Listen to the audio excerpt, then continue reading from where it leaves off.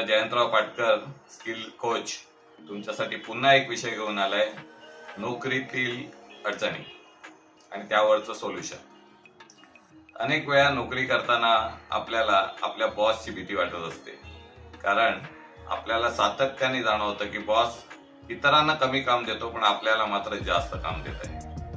अशा वेळी बऱ्याच वेळा काम करण्याची जी आपली वृत्ती असते ती सकारात्मक होत नाही, कारण आपल्याला कामाची भीती वाटत असते. काम जमेल की नाही यावर आपल्याला शंका असतात. अशा वेळी काय करायचं की बॉसकडे बघण्याचा दृष्टिकोन थोडासा बदलायचा. असा विचार करायचा की बॉस आपल्याला ती कौशल्य शिकवतोय जी कामं ऑलरेडी त्यांनी केलेली आहे आणि त्यामुळे तो यशस्वी होऊन बॉस झालेला आहे. जर हा विचार तुम्ही पेरला तुमच्या मनात, तर तुमचा बॉस तुमच्याकडे ज्या नजरेने बघतोय तीच नजर काय आहे हे तुम्हाला समजायला लागेल. कारण बॉस त्याच एम्प्लॉईला जास्त काम देतो ज्याच्याकडे ते काम करण्याची पात्रता असते.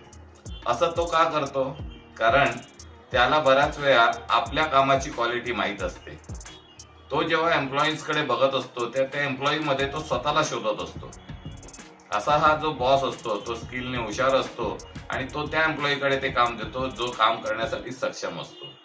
आणि त्यांनी जर तुम्हाला निवडलंय आणि तो भरपूर काम तुमच्याकडे देतोय आणि कोणाकडे तरी देत नाहीये, म्हणजे येत्या काळात त्याला जेव्हा स्वतःला प्रगती करायची आहे, प्रमोशन घ्यायचंय, तेव्हा त्या रिकाम्या होणाऱ्या जागेवर त्याला तुम्हाला बसवायचंय.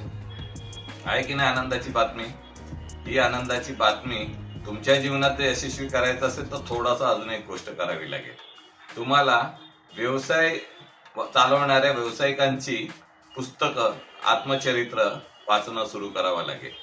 ही पुस्तकं वाचतानाच तुम्हाला अनेक इतर पुस्तकं मिळतील, जसं विचार बदला नशीब बदलेल अशा स्वरूपाची अनेक पुस्तकं मिळतील, जे तुमचे विचार जे आता चालू आहेत त्यांना बदलण्यासाठी काही सूचना देतील. हा जीवनातला एक शॉर्टकट आहे की पुस्तकाच्या रूपाने तुम्ही स्वतःला जास्तीत जास्त बदलू शकता.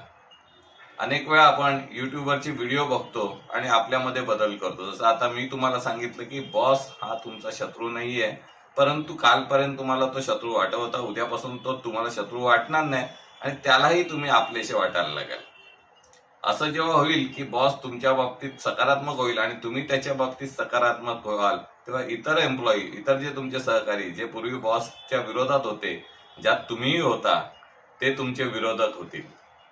कारण असे की त्यांना तुम्ही मग आवडलेले नासे व्हायला लागाल, कारण तुम्ही त्याचे चमचे आहात अशा प्रकारचा त्यांचा सूर तयार होईल.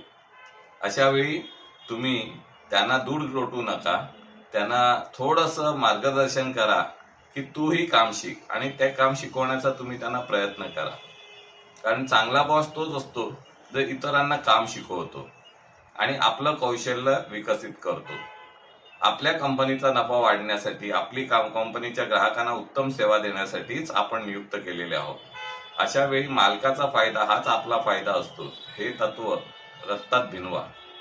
याचा फायदा काय होईल? भविष्यात जेव्हा 20 वर्षांनी, 25 वर्षांनी तुमच्या नोकऱ्या बदलतील किंवा तुम्हाला नोकऱ्या सोडाव्या लागतील किंवा तुम्हाला परिस्थितीमुळे, मार्केटच्या स्थितीमुळे जर नोकऱ्यांमधून स्वतःला बदल करून घ्यावासा वाटेल, त्यावेळेला तुमच्याकडे स्वतःचं एक स्किल असेल ज्यातनं तुम्ही स्वतंत्र व्यवसाय सुरू करू शकाल. अशा प्रकारे व्यवसायात जाऊन तुम्ही जास्तीत जास्त उत्पन्न करू शकता. कोणतीही नोकरी तुम्हाला जास्तीत जास्त 1 लाख रुपये महिना, 2 लाख रुपये महिना देऊ शकते, पण कोणताही व्यवसाय तुम्हाला महिन्याला 5 लाख रुपये, 10 लाख रुपये आणि अगणित पैसे देऊ शकतो. व्यवसायात उतरणं हे काळानुरूप पुढच्या काळातली तुमची गरज असणारच आहे, कारण अनेकशे व्यवसायात ऑटोमायझेशन येणार आहे.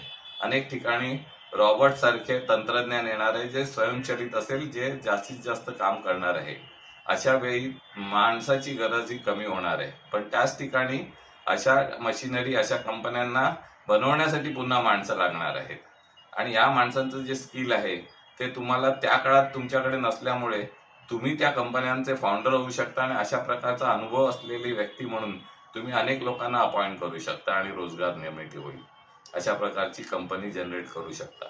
हे करण्यासाठी आता जरी तुम्हाला ते खूप छोटं आणि शक्य नाही असं वाटत असलं, तरी येत्या काही वर्षानंतर तुमच्या लक्षात येईल की जी गोष्ट सुरुवातीला तुम्हाला कठीण वाटत होती ती आता सोपी वाटायला लागली.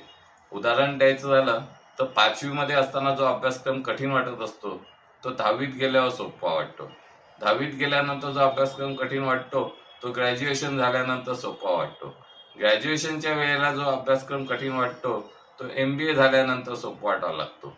म्हणून शिक्षण वाढवा, शिक्षण घेत राहा. आता जे नोकरी करताय त्या पगारावर संतुष्ट होऊ नका.